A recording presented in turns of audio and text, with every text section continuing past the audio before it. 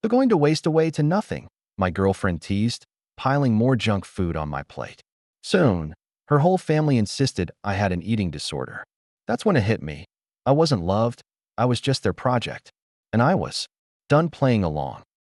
They're going to waste away to nothing, my girlfriend teased, piling more junk food on my plate. A greasy mountain of fries threatened to spill over the edge, joining the already precarious stack of onion rings and the small Everest of chicken nuggets. I sighed, picking at a lone, slightly too crispy fry. I'm eating, aren't I? I mumbled, already feeling the familiar bloat settling in my stomach. Her name was Bethany, and she was, well, she was enthusiastic.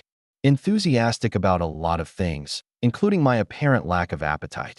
We'd been dating for almost 6 months, a record for me, and most of those months had been punctuated by her well-meaning, but ultimately exhausting, attempts to fatten me up. Bethany's family was even worse. They saw my naturally slim build, a result of genetics and a fast metabolism, not a conscious effort, as some kind of personal affront. Dinner at their place was always a gauntlet, a relentless barrage of casseroles, pies, and second helpings insisted upon with an unsettling fervor. Soon, her whole family insisted I had an eating disorder. That's when it hit me. I wasn't loved, I was just their project. And I was done playing along. The realization wasn't a sudden thunderclap, more like a slow, creeping dawn. A gradual understanding that the way Bethany and her family treated me wasn't born out of genuine affection, but from some misguided sense of what? Pity? A desire to fix something they perceived as broken? I pushed the plate away, the mountain of junk food wobbling precariously. Bethany frowned, her brow furrowing in that way that usually preceded a lecture about the importance of a healthy appetite. What's wrong, Liam? You haven't touched anything. I looked at her, really looked at her.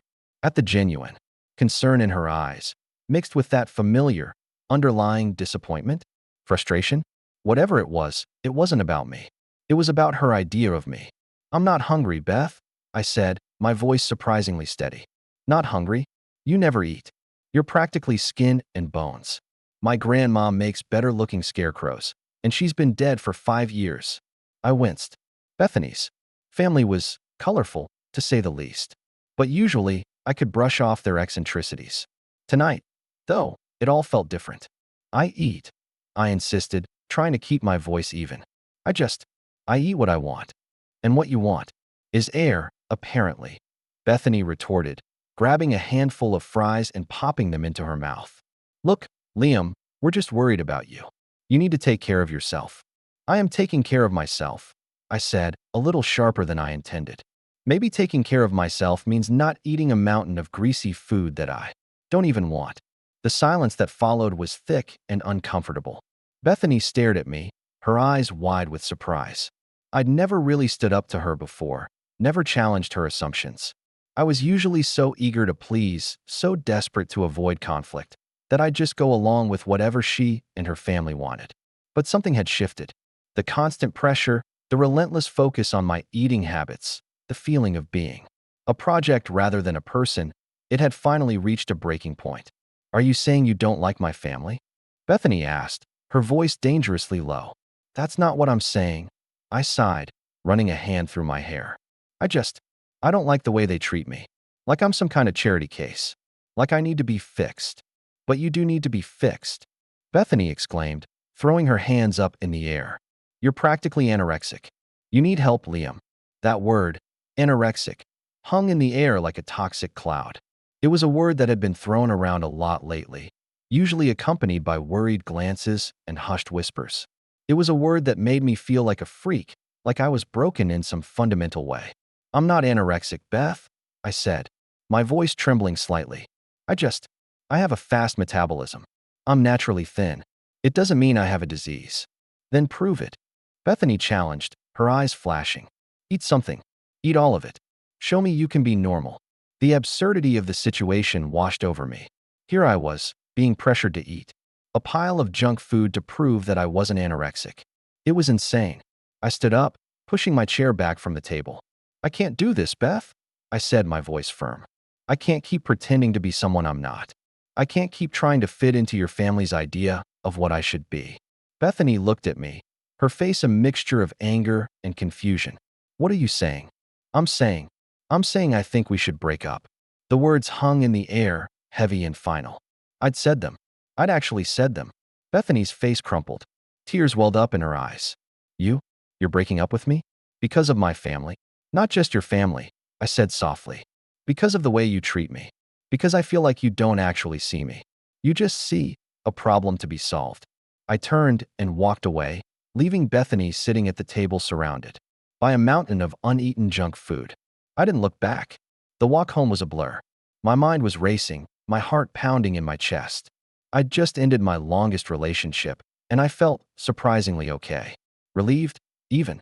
But as I unlocked the door to my apartment, a wave of uncertainty washed over me. What had I just done? Was I making a mistake? Would I regret this?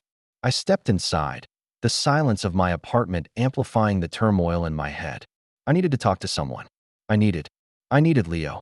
Leo was my best friend, my confidant, the one person who always seemed to know what to say. He was also brutally honest, sometimes to a fault, but that's what I needed right now. I grabbed my phone and dialed his number. Hey Leo, it's me. Can you talk?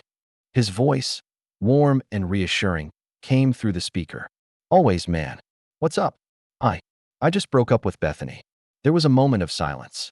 Then Leo said, wow, I didn't see that coming. What happened? I spent the next hour pouring out the whole story, from Bethany's relentless attempts to fatten me up to her family's obsession with my eating habits to the final, explosive confrontation. Leo listened patiently, offering occasional words of encouragement and support. When I finally finished, he said, man, that sounds rough. But honestly, Liam, I think you did the right thing. You deserve to be with someone who appreciates you for who you are, not who they want you to be. His words were like a balm to my wounded soul. Thanks, Leo, I said, feeling a little lighter. I needed to hear that. Anytime, man, he said. So what are you going to do now? I thought for a moment. I don't know, I admitted. I guess I'm going to focus on myself for a while. Figure out what I want. Maybe even start dating again. That's the spirit, Leo said, his voice filled with enthusiasm. We'll hit the bars, find you someone who actually likes the way you look, skinny jeans and all. I laughed. Skinny jeans are coming back, Leo. You'll see. Never, he declared. But hey, whatever floats your boat. Just promise me you won't go back to Bethany. I promise, I said, with more conviction than I felt. Good, Leo said. Now get some sleep. You've had a long night. Will do, I said. Thanks again, Leo. Anytime, man, he said. Call me if you need anything. I hung up the phone and lay back on my bed, staring up at the ceiling. I was single again. Free, in a way I hadn't been in a long time. But also alone. The thought was unsettling, but not unbearable. I knew I had friends, people who cared about me. And maybe, just maybe, this was an opportunity. A chance to finally figure out who I was, without the weight of other people's expectations. I closed my eyes, a faint smile playing on my lips. The future was uncertain, but for the first time in a long time, I felt a glimmer of hope.